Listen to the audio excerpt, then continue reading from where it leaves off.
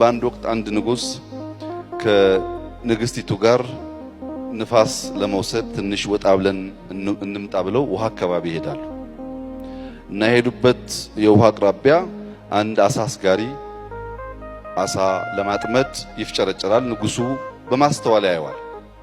ከብዙ ድካም በኋላ አንድ አሳ አስጋሪው ሲያወጣ ንጉሱ አሳውን በጣም ስለወደድኩት ያምጣልኝና ልግዛው ይላል። አብሮት የነበሩ ሰዎች ጠሩት። ሰውየውን አሳ አስጋሪው አሳውን ይዞ መጣ። ንጉሱ በጣም አሳውን ወድጄዋለሁ ብሎ 4000 ብር ከፍሎት አሳውን ይወስዳል። ንግስቲቱ በጣም ይበሳጫሉ። 4000 ብርን የሚያክል ገንዘብ ለአንድ አሳ እንዴት ይሰጣል ብለው ገና አሳ አስጋሪው አሳ አስረክቦ ብሩን ሲቀበል ፊታቸውን አይቷል። ንጉሱ ሳቅ ይላሉ፣ ንግስቲቱ ደግሞ አክርፈዋል። እና ከዛ አካባቢ ሸሸት ሲል ንግስት ይቆጣሉ። እንዴት አንድ አሳ 4000 ብር ይገዛል ሲሉ ንጉሱ አሁን እኮ ገዛውት ጭቅጭቅ አያስፈልግም ሲል ግድ የለህም መላ ፈልጌ እንመልሰዋለን ይላሉ ንግስቲቱ። እሺ መላው ምንድነው ሲባሉ አሳ አስጋሪውን ጠርተን አሳው ወንድ ነው ወይስ ሴት ነው ብለን ጠይቅና ወንድ ካለን አይ እኛ የፈለግነው ሴት ነው መልስልን እንለዋለን። ሴት ካለን ደግሞ አይ እኛ ወንድ ነው የፈለግነው መልስልን እንለዋለን ይሉና ንግስቲቱ ንጉሱም ተስማምተው አሳ አስጋሪው ይጠራል።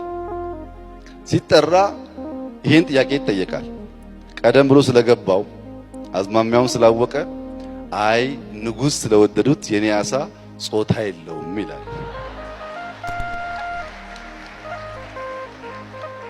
ንጉሱ በጣም ይደሰቱና 4000 ብር ጨምሩለታል። 4000 ብር ሲጨምሩለት አጋጣሚ ለማመስገን ጎንበስ ሲል ከኪሱ 10 ሳንቲም ትወድቅና ቅልቅል እያለች ድምጽ እያሰማች ትሸሻለች። ይሄ 8000 የወሰደ አሳ አስጋሪ እየተንከባለለ መሬት ላይ ሳንቲሟን ይፈልጋል። ምንጣፎች ነበሩ፣ ምንጣፍ ያነሳል። ንግስቲቱ ተወሳጭተዋል በቅድሙ ውሳኔ። ይሄን የሚያክል ገንዘብ ወስደ ለ10 ሳንቲም እንዲህ አካባቢውን ያተረማመስ ትፈልጋለህ ወይ ብለው ይጠይቁታል። ንግስት ሆይ እኔ እኮ ለሳንቲሙ አይደለም በቂ ገንዘብ ወስጃለሁ። እዚች ሳንቲም ላይ የንጉሱ ፎቶ አለ እና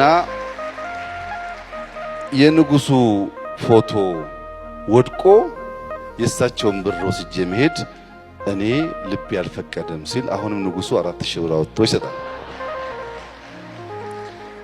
እና ንግስቲቱ ይሄ ነገር ከቀጠለ ያለው ነገር ሊወሰድ ስለሆነ ጭቅጭቁን ባቆም ይሻለኛል ብላ አሳ አስጋሪውም 12000 ብር ወስዶ ሄደ።